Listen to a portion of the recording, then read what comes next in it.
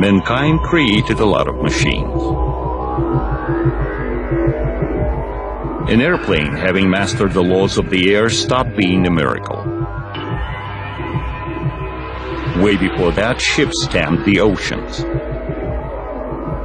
But the restless man keeps on creating new machines. And there you are, a vessel that can take off from water, not really leaving it. What is it? A sailing aircraft or a flying vessel? What kind of a technical wonder is that, existing at the edge of two environments?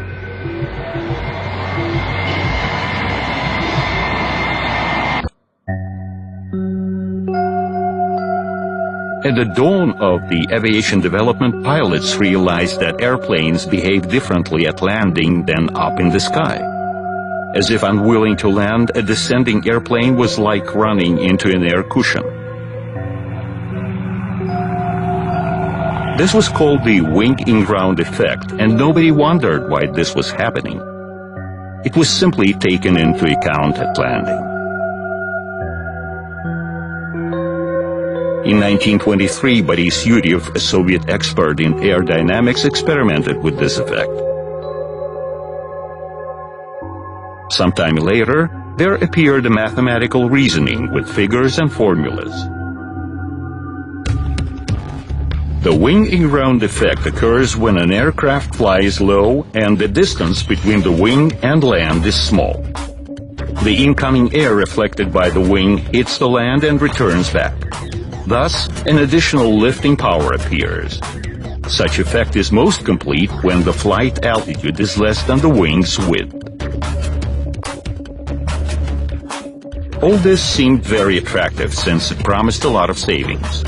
Additional lifting power means that the payload could be bigger. On the other hand, low-altitude flights always thought to be most dangerous.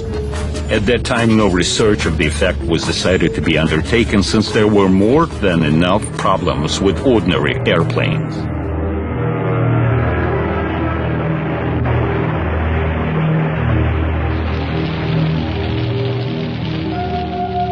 It all turned into single test and trial models. Swedish designer Trojan and Finnish engineer Kaario performed some experiments in this field. While in the Soviet Union, inventor Pavel Grachovsky made a model of the wing-in-ground machine. That was about all. With the start of the war, all trial works in the USSR were completely stopped. In order to withstand the enemy, a lot of common armaments needed to be produced. There were no thoughts as to where in aviation the wing-in-ground effect could be used.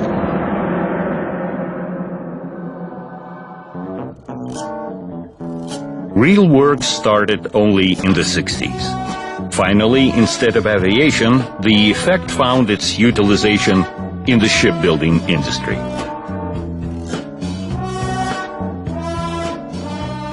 On July 22, 1961, a strange-looking craft could be seen on the surface of the Gorky Reservoir near the town of Chkalovsk. It was not an airplane, the wings were too small. Neither it was a motorboat, since it moved too fast, slightly above the water surface. It was a machine based upon a wing-in-ground effect piloted by designer Rostislav Alexeyev.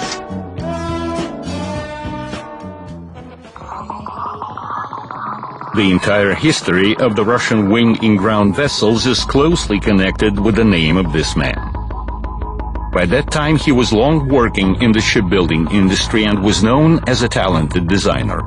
From the beginning, Alexeyev was dissatisfied with the vessel's low speed and was trying to find a way to increase it.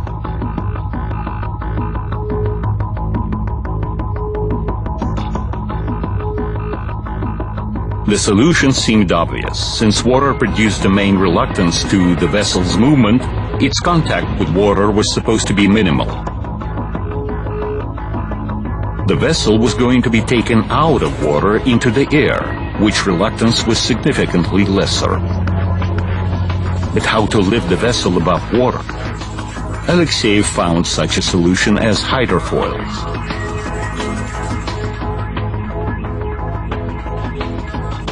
He did not really invent them, but having chosen them as the main method of reaching his goal, he achieved outstanding results in this course.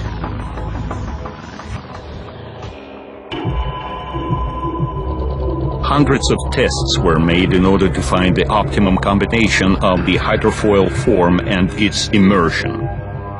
Alexeyev found the vessel on underwater wings was now self-stabilizing at any speed. This was the main point in which the designer succeeded over its predecessor.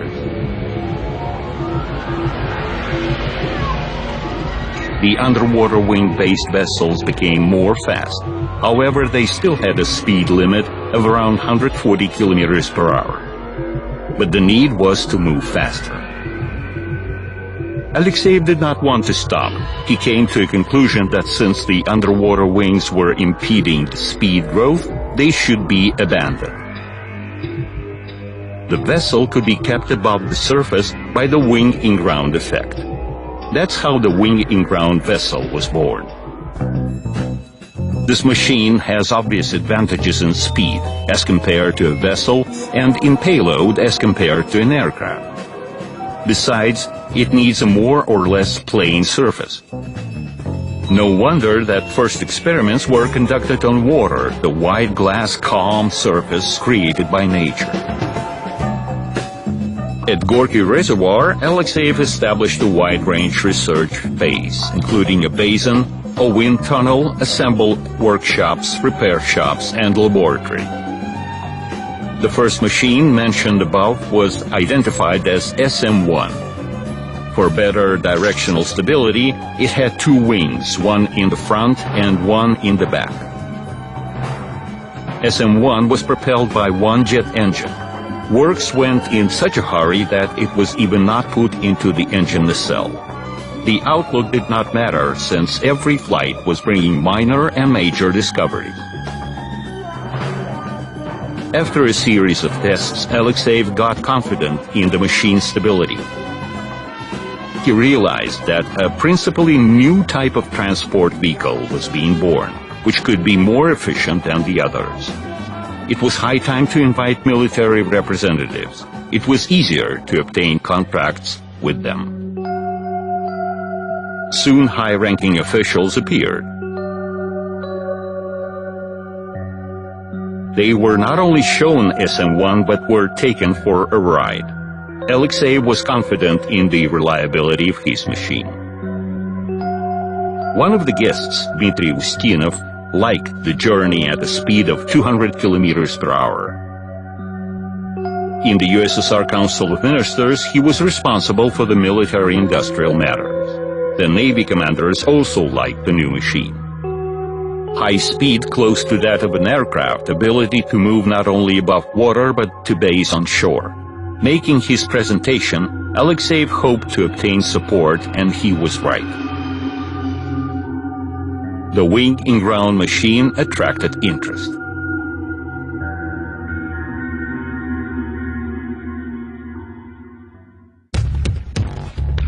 The next SM-2 was made with the count of the first machine. The major novelty applied was the under-wing air feed. With this aim, special booster engines were put in the front part. The air feed provided for the machine's lift-off at minimal speed. The lift-off regime was the main problem of the wing-in-ground machine. Soon, this became the key solution in making the wing-in-ground machine more efficient. Such aerodynamic layout with the engines of different designations became classical for all future wing-in-ground machines. Alexeyev decided to show his SM-2 to Nikita Khrushchev. With this purpose, the machine was delivered to the Khimki Reservoir in Moscow. There was no time to install cruise engines, so SM-2 demonstrated its abilities only with the boosters. But even in such a capacity, Khrushchev liked the machine. He appreciated the promising military advantage over the enemies, and most of all the fact that there was no such a wonder machine abroad. Khrushchev eagerly supported everything where his country would have superiority. At that time, in the West, this topic did not have the same kind of deep and wide-scale development. The task was thought to be technically super complicated. Investments could be lost with no evident result. Enthusiasts were making minor samples, while Western military circles refused to risk investing into huge combat wing-in-ground machines. It was different in the USSR. As soon as there was hope to be ahead of the enemy, the funding of the program was found. As we see, the idea of the Russian wing-in-ground machines could have not come true if there had not been several circumstances coming together. First of all, there was a talented, persistent to the new idea designer. Secondly, his idea coincided with the Navy's wish to obtain an innovative combat machine which analog the enemy did not possess. Finally, designers' works were enjoying support of the country leadership.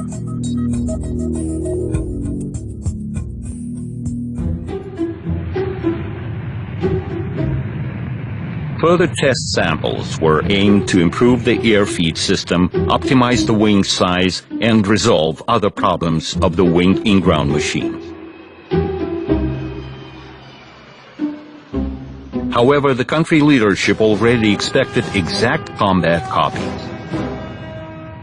It was an uneasy time. The Cold War was at its highest point.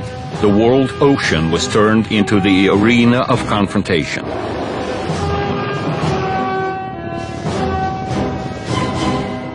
Everyone expected a wonder weapon from Alexeyev's design bureau. Other teams were assigned with the same task as well. Aircraft designer Roberto Bertini proposed a means of fast movement at sea. It was a non-traditional idea with the same kind of non-traditional ways of its implementation. This time Bertini offered a fantastic flying aircraft carrier, a huge platform flying above the sea from which combat aircraft could take off.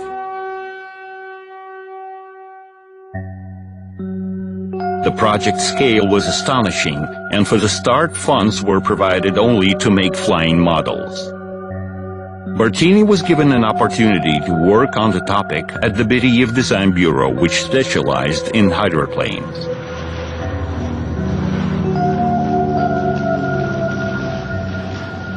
Models were tested in the Tsagi Hydro Channel. Soon the BE-1 wing-in-ground machine was made, which was called the Hydra Flyer. BE-1 made its first liftoff in 1969 with the help of the underwater wings. Thus, aircraft designers eagerly took up the wing-in-ground effect as well. They had as much problems as the shipbuilders had. However, Bertini did not manage to resolve them as successfully as Alexeyev did. After dozens of flights, the BE-1 topic was closed. Bertini turned to a new project, an anti-submarine vertical takeoff amphibian.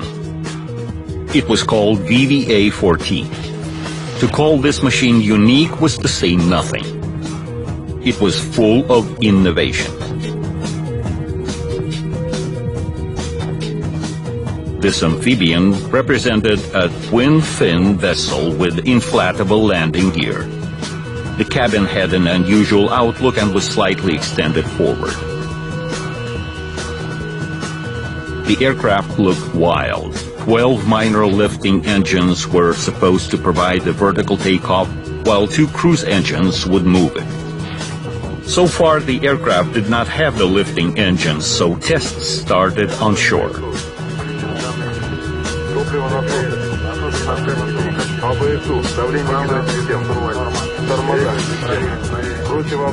The first flight took place on September 4, 1972. The machine was piloted by Yuri Kupriyanov.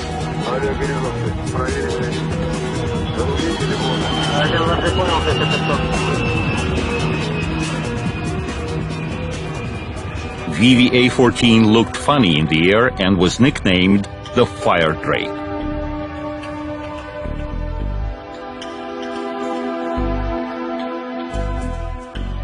The machine's controllability was no worse than that of ordinary airplanes.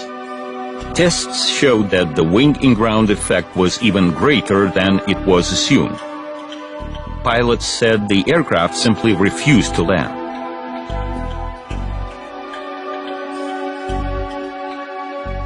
Then tests on water started. First of all, the machine's resistance to flooding was tested. The floats were multi-sectional, therefore the machine did not lose flotation even with the destruction of several sections. Then there were tests on taxiing with gradual speed increase. Tests went on while the lifting engines were still unavailable. The designer decided to turn the aircraft into a wing-in-ground machine. Bartini was inspired by Alexeyev's success. First tests were made on models, hundreds of experiments including variable regimes of speed and engines installation angles, air feed imitation with changing intensity. Tests helped to find the optimal layout, which enabled to make complete use of the wing-in-ground effect. VVA-14 was equipped with two engines put in the front part. To allow the takeoff run, inflatable floats were changed to metal. The name was also changed. Now the machine was called 14M1P. This Bartini's machine was unusual either. It was supposed to move as a wing-in-ground machine above the surface, and if needed, it could climb up and fly as an ordinary airplane. Therefore, it was called the wing-in-ground airplane.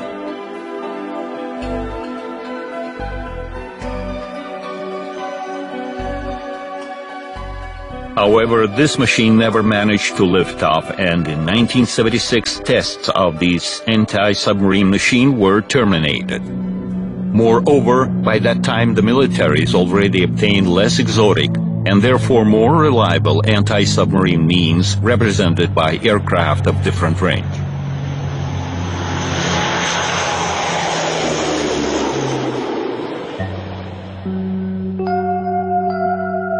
Attempts of aircraft designers to use advantages of the wing-in-ground effect did not go beyond experimental stage. Shipbuilder Rostislav Alexeyev was more successful in this work, but he was not in the practical stage either.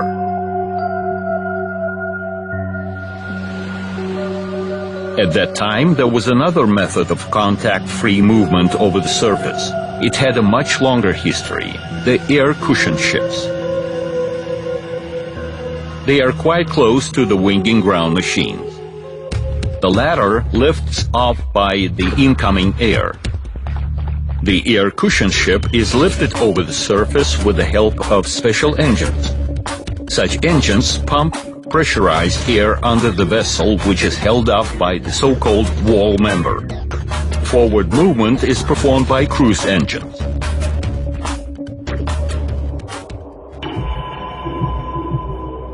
First works in the USSR in this sphere go back to the 30s. Designer Vladimir Levkov, after testing models, built L1, a two-seat air cushion motorboat. When his vessel successfully passed tests, at one of the lakes, Levkov was provided with a design bureau. In 1936, a new L5 motorboat was built. This 9-ton all-metal twin-hull boat reached a speed of 17 knots. For a motorboat of that time, it was simply fantastic.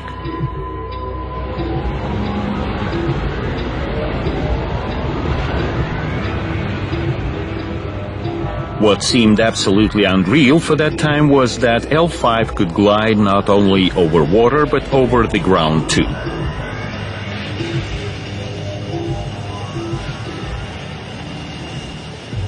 L-5 tests went on in the Gulf of Finland. Even at C3 points, the vessel stood stable over the surface.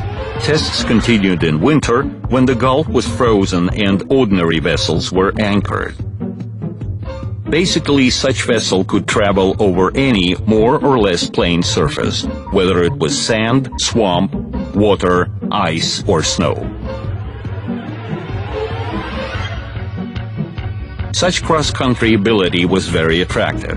Aircraft designers experimented with the air cushion as well. In 1940, one of UT-2 airplanes was equipped with an air cushion landing gear, but those were only experiments. Vladimir Levkov dealt with the air cushion vessels until the war started. Tests in this sphere continued after the war as well. Although they did not reach wide scale, the country had a lot of other burning problems to resolve.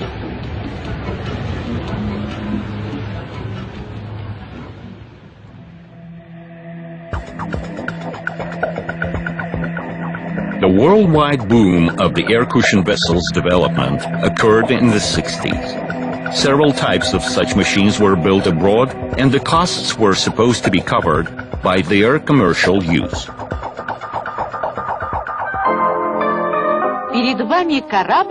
Here is a vessel that needs no pier.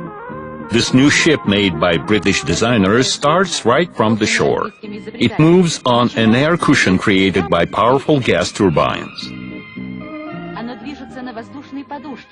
The vessel can carry 120 passengers and can reach a speed of 170 kilometers per hour.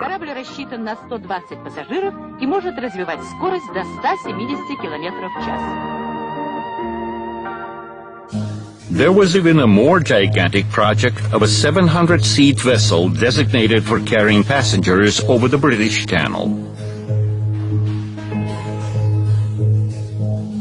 In the West, this new technology had both military and civil applications. In the Soviet Union, it was used by Army in the first place. Appearance of the real combat means were preceded by test rig experiments. Future combat machines were tested to overcome minefields, to be able to move at high wave under close to combat conditions.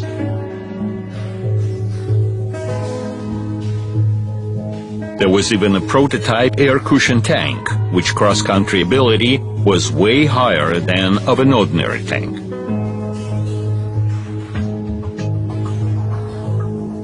Finally, there appeared air cushion assault vessels. The main point of the future war scenario was that after nuclear attacks, the enemy's territory was supposed to be occupied by numerous assault forces. They, of course, needed means of delivery. Ordinary assault vessels had low speed, insufficient maneuverability, and could approach by no means all shores. Air cushion vessels were free from all those deficiencies. The topic enjoyed support from the military leadership of the USSR. A number of air cushion vessels of various payload were built. The Almaz Design Bureau from Leningrad was specializing on this kind of technique. The vessels were named accordingly: the Skate, the Squid, the Lobster. Such were the names of the assault motor boats designed in the Almaz Design Bureau. Combat characteristics were improving from one sample to another. The Gazelle vessel had a range of already 300 miles and speed of 50 knots. It could carry 2 tanks and 200 fully armed soldiers. The Navy obtained 18 machines of this project. The Buffalo became the top in the list. It was the world's largest air cushion vessel. A full-size football field could serve as a parking for only 4 buffalo. This vessel could bring an assault force to an undeveloped shore and provide fire support.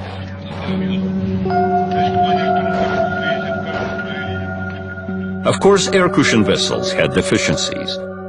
For example, difficulties in engines cooling, because they were located not in the incoming airflow but inside the vessel. Such vessels had problems in keeping stability on sharp turns. Although motorboat designers managed to resolve many difficulties.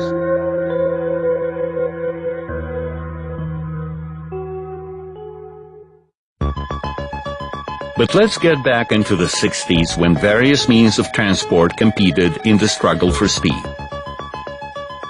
Yes, air-cushion vessels were superior than ordinary ships in speed, but they also had a limit, while the speed increase potential of the wing-in-ground machines was not yet exhausted. That is why Rostislav Alexeyev's design bureau was doing quite well. Tests of experimental samples provided a lot of experience. Alexeyev's success was much preconditioned by the fact that he did a lot of tests on various models first. In his arsenal, you would find radio-controlled models, models towed by motorboats and cars, catapulting and control line model. All this served a single task, improvement of the wing-in-ground machine. The team was basically ready to perform a serious task. A governmental resolution issued in 1963 assigned the team to produce assault transport and missile wing-in-ground machines. Their dimensions were supposed to exceed all previous Alexeyev's projects. Therefore, the prototype sample had the same size as the future combat vessel. It was the KM wing-in-ground machine. The giant was 100 meters long and had a wingspan of 38 meters. The fin was at the height of a 7-story building.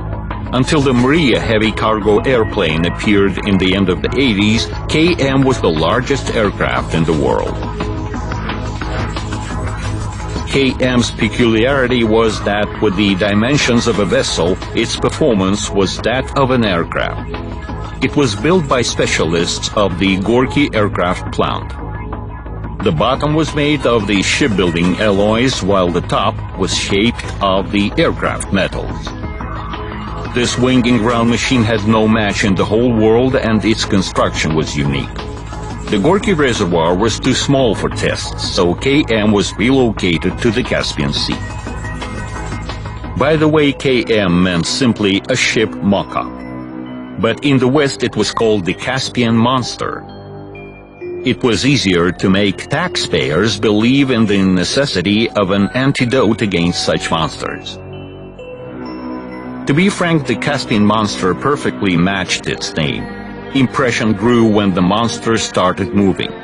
The roar of 10 jet engines with a thrust of 10 tons each created fear and respect.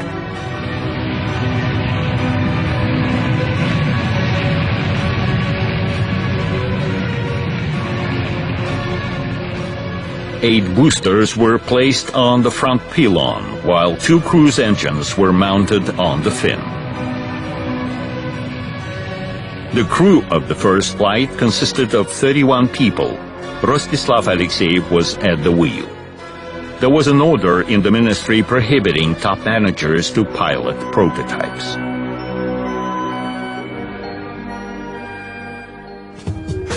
First, there were gliding flights, and then flights with the use of the wing-in-ground effect. After a series of tests, it became clear that the body's strength made according to the aircraft norms was insufficient. The body had to be reinforced, and it took a long time.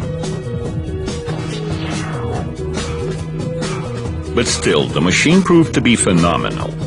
It flew stable at a height of 4 meters with a speed of 400 kilometers per hour.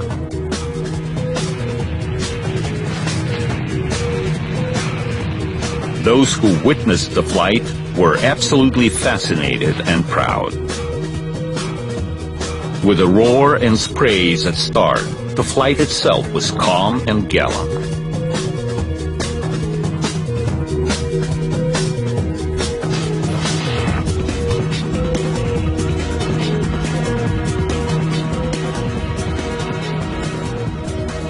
If the machine was lifting off, it was enough to reduce acceleration and the vessel would smoothly return to surface. It was the landing that was not at all smooth. It resembled a fast ride in a farm wagon over a cobbled pavement. In general, the KM tests showed that the wing-in-ground machines of such a size could fly, and fly excellently.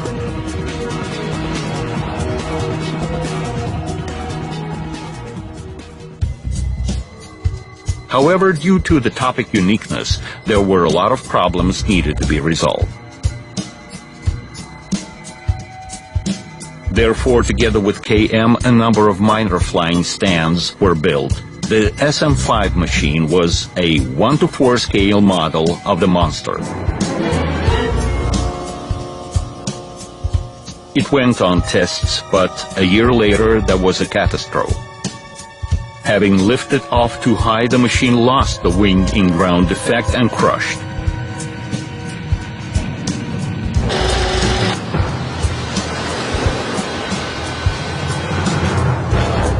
It was the first heavy accident with the wing-in-ground machines. Though it did not stop the works. Instead of the lost machine, there appeared a new SM-8 sample. It was aimed at the KM testing methodology development. At the same time, SM-6 was used for the Orlenok wing-in-ground assault vessel development. Orlenok was ordered by the Navy in 1968. The customer's special requirement was to improve the vessel's seaworthiness and amphibiousness. High sea and the striking impact over the body required to reinforce the bottom accordingly. A ski shock absorber was installed to reduce such impact. To let the vessel moving on ground, it was equipped with the wheel landing gear.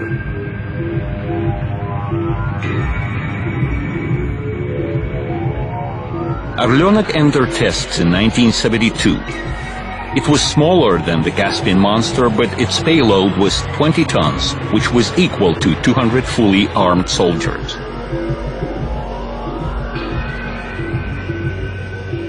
An assault force could be delivered within a range of 1,400 kilometers at a speed of 400 kilometers per hour. When the vessel was reaching the shore, grounding was performed through the tilting front side.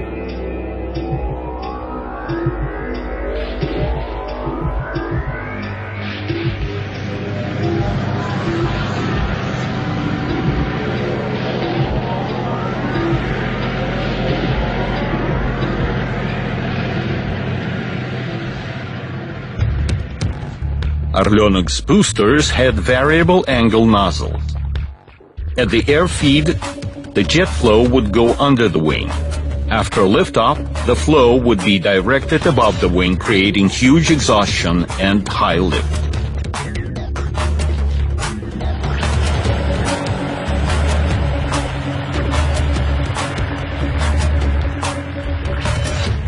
No special engines were made for the wing-in-ground machines. Instead, duly improved aircraft engines were used, protected from sea salt, which was covering all elements and reducing efficiency.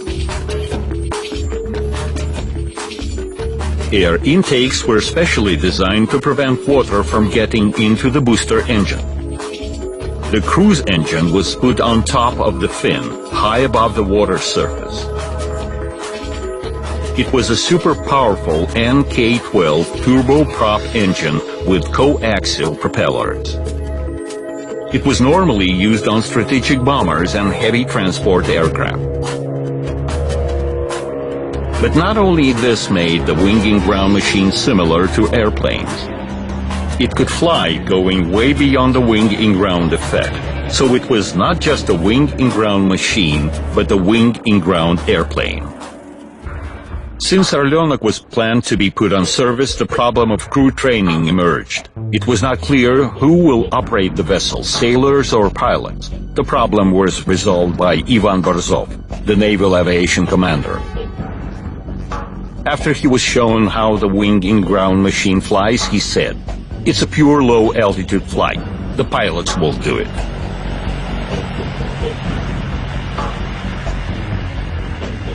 Orleanok was the only Soviet military wing-in-ground machine put into production. The program enjoyed great support of the defense minister Dmitry Ustinov. At first, the state program assumed construction of 100 machines. Then the number went down to 24. But even such plan was doomed to fail. A total of only 5 machines was built. They formed an air group directly subordinated to the headquarters of the naval aviation.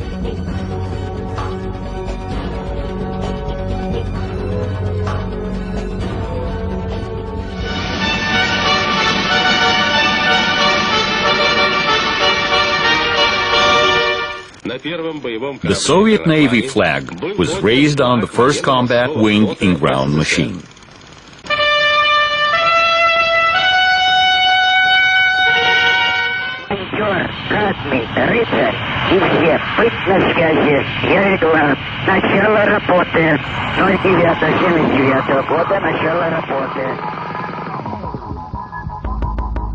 The government also assigned Rostislav Alexeyev to build a missile wing-in-ground machine.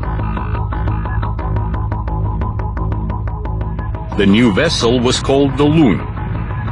It was a unique missile-carrying wing-in-ground vessel. In fact, it served as a high-speed launch pad for the Mosquito supersonic anti-ship missiles. Missile containers were placed right on the vessel's back. The Loon's weight of fire was similar to that of a missile cruiser, but it was 10 times superior in speed. It was low observable and maneuverable.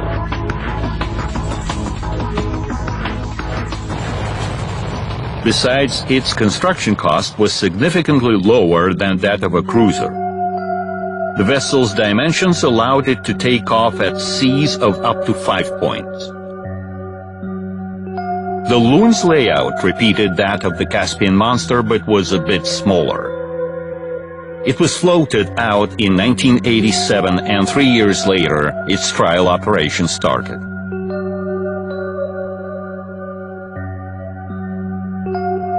Loon was tested as a rescue vessel.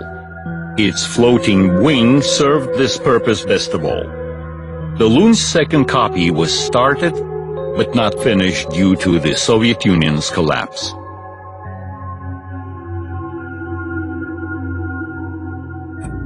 Interesting enough, but only USSR had these exotic machines.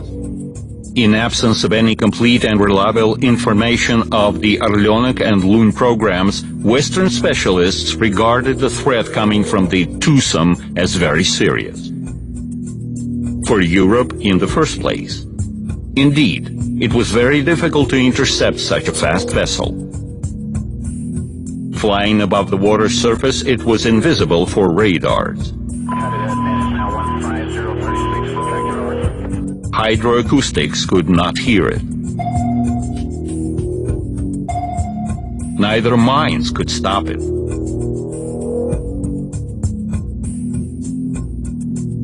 While its range allowed to deliver an assault force to any European shore.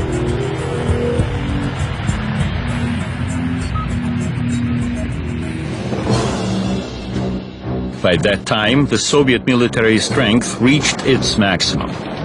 It was a huge and well-equipped army, with thousands of aircraft of all types and purposes, hundreds of ships and powerful submarines, tanks and artillery units, wide-range missiles, and nuclear weapons.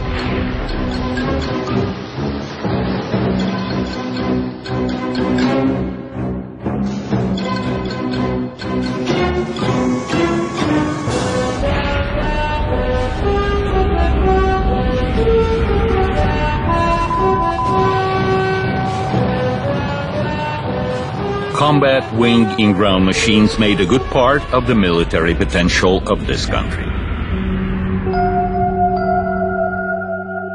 What was interesting, the better part of the population either way participated in the creation of this military might, but it knew nothing of the numerous and sometimes enormous project.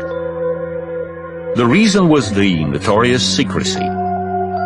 Here is an illustrative example. A brochure was published in 1983 called The Flying Ships. It was describing the air-cushioned ships and wing-in-ground vessels, showing pictures of foreign samples. The brochure mentioned USSR having such vessels, but of minor size, made by students. Not a word of the Caspian monster, Orlenok or Loon.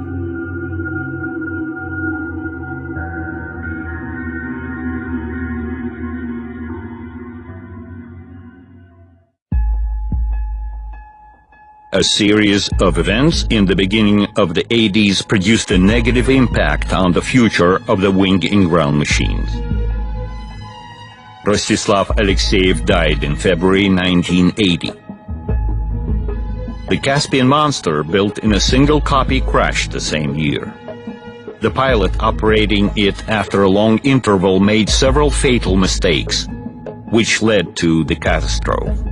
Everyone who knew the vessel were confident that something supernatural had to be performed for the catastrophe to happen. However, it did happen.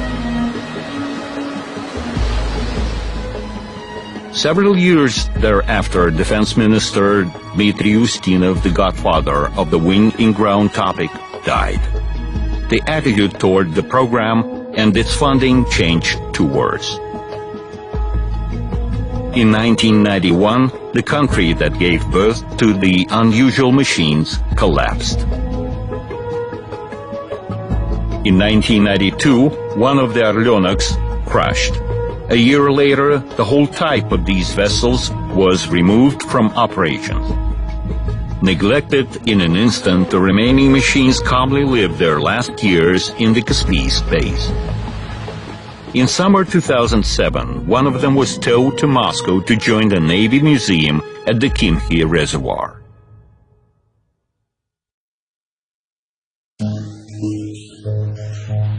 In the 90s, the Alexeyev Design Bureau, obtaining no state orders, started development of civil modifications. In the absence of funding, works were limited to models construction. The Bureau tested dummies of a gigantic ocean wing-in-ground vessel for hundreds of passengers and huge cargo platforms. However, time for giants was gone. The main stake in the 90s was made on vessels of minor size, the Volga II wing-in-ground boat and the Strizh wing-in-ground aircraft. Volga II became the first Russian civil wing-in-ground machine. It can carry 8 passengers.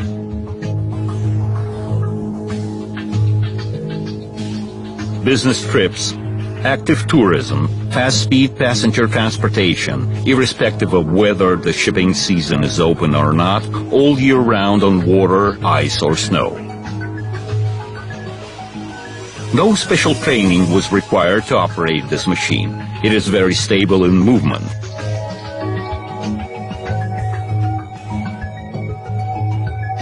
Two 150 horsepower automobile engines provides for the speed of 150 kilometers per hour.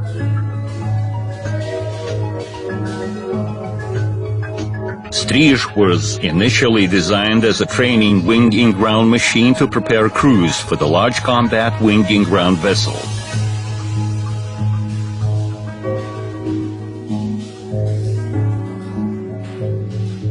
It possessed perfect maneuverability and controllability as a pure trainer.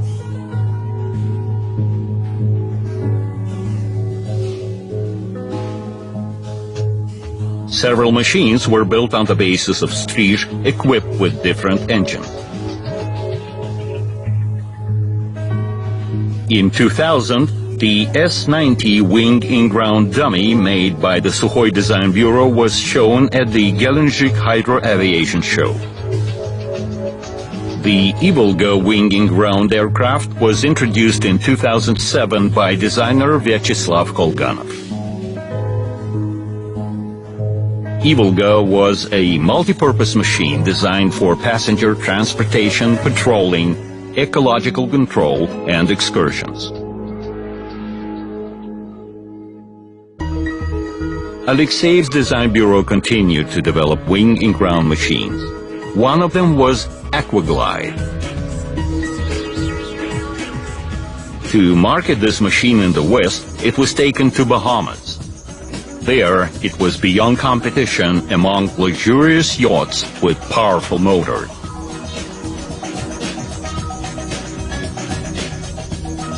So many arguments seem to be in favor of the new type of transport, with their cross-country ability to overcome the undeveloped road infrastructure.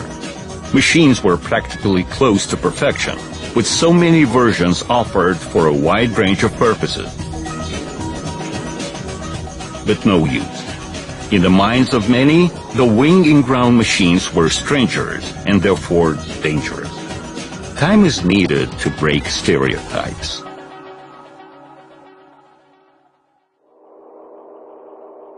In fact, nothing is perfect, and problems in operating such machines exist. For example, recently developed wing-in-ground vessels are of minor dimensions. Therefore, they can be used mainly on lakes and rivers, where there are a lot of birds. A vessel speeding in such conditions would cause problems for both the birds and itself. One cannot put aside issues of ecology, which have been more and more serious.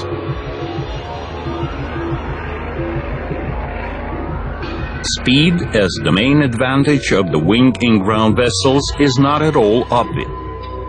It is too high for the winding rivers with a lot of motorboats, steamers, and slow barges.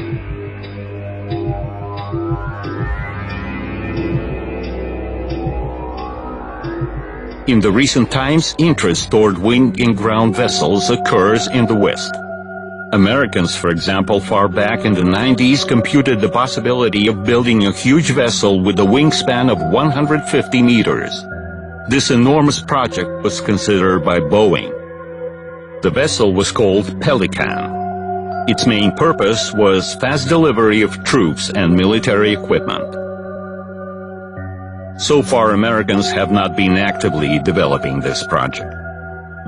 On the other hand, South Korea has officially announced construction of a commercial wing-in-ground vessel with a payload of 100 tons by 2012.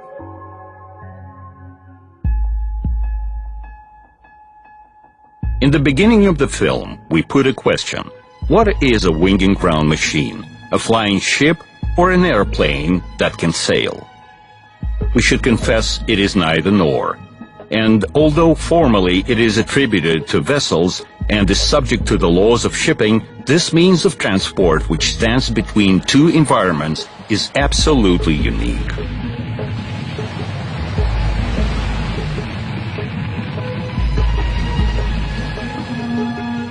Bartini once proposed a theory of the worldwide intercontinental transport. He thought of a future flying machine that could have a speed of an airplane, payload of a ship, and ability to take off from anywhere. All described are features of a wing-in-ground vessel.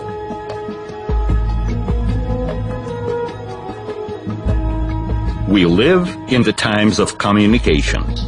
Means of transport are tightly squeezed between the sky, the land, and the sea. This means that soon the theory of Roberto Bartini, enriched by the practical experience of Rostislav Alexeyev, will be reclaimed, brought to life, and appreciated.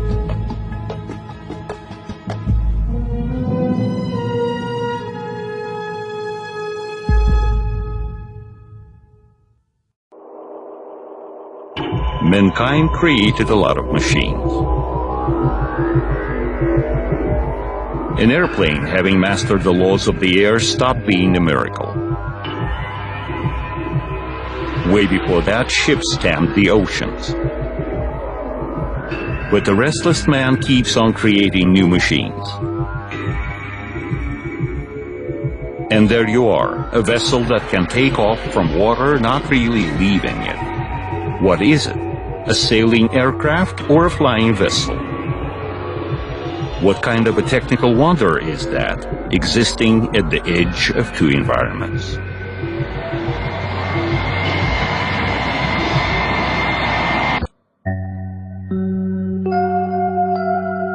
At the dawn of the aviation development, pilots realized that airplanes behave differently at landing than up in the sky. As if unwilling to land, a descending airplane was like running into an air cushion. This was called the wing-in-ground effect, and nobody wondered why this was happening. It was simply taken into account at landing. In 1923, Boris Yuryev, a Soviet expert in aerodynamics, experimented with this effect. At all. With the start of the war, all trial works in the USSR were completely stopped. In order to withstand the enemy, a lot of common armaments needed to be produced. There were no thoughts as to where in aviation the wing-in-ground effect could be used.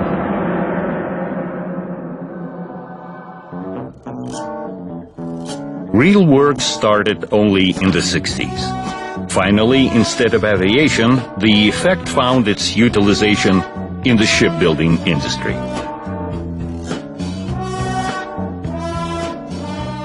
On July 22, 1961, a strange-looking craft could be seen on the surface of the Gorky Reservoir near the town of Chkalovsk. It was not an airplane. The wings were too small. Neither it was a motorboat, since it moved too fast, slightly above the water surface. It was a machine based upon a wing-in-ground effect piloted by designer Rostislav Alexeyev.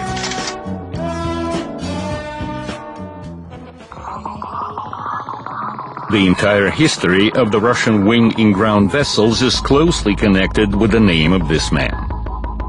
By that time, he was long working in the shipbuilding industry and was known as a talented designer.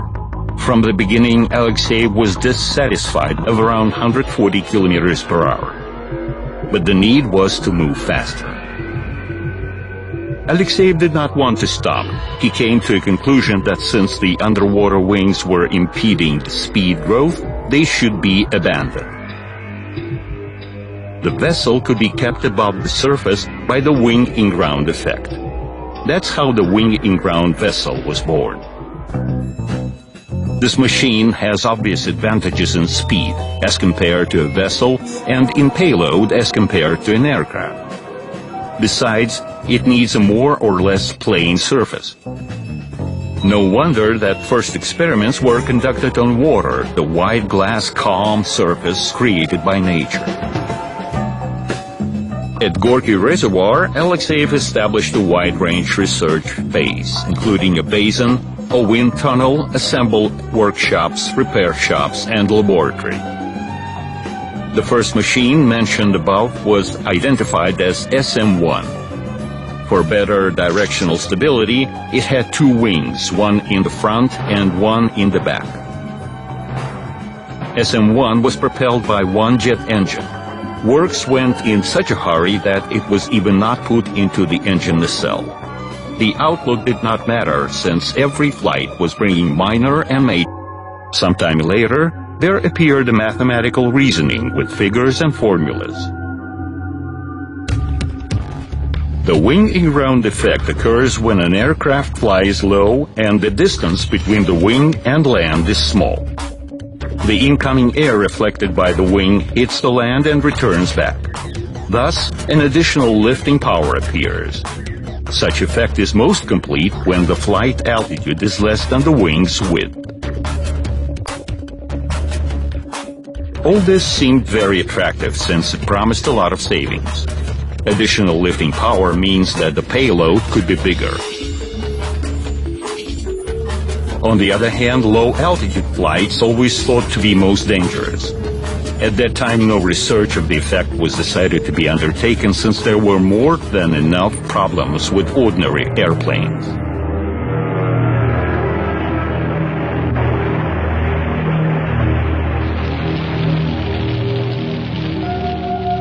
It all turned into single test and trial models.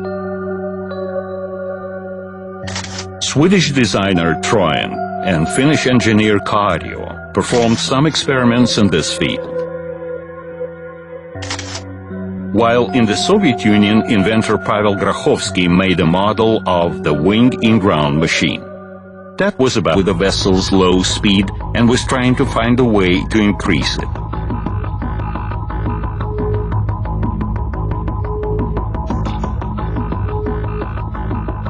The solution seemed obvious. Since water produced the main reluctance to the vessel's movement, its contact with water was supposed to be minimal. The vessel was going to be taken out of water into the air, which reluctance was significantly lesser. But how to lift the vessel above water? Alexeyev found such a solution as hydrofoils.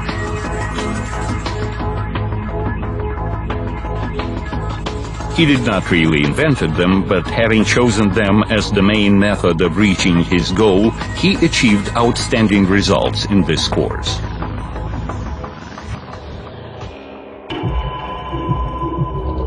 Hundreds of tests were made in order to find the optimum combination of the hydrofoil form and its immersion.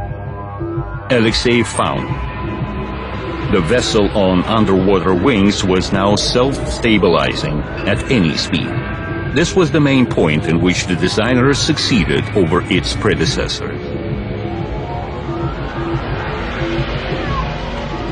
The underwater wing-based vessels became more fast. However, they still had a speed limit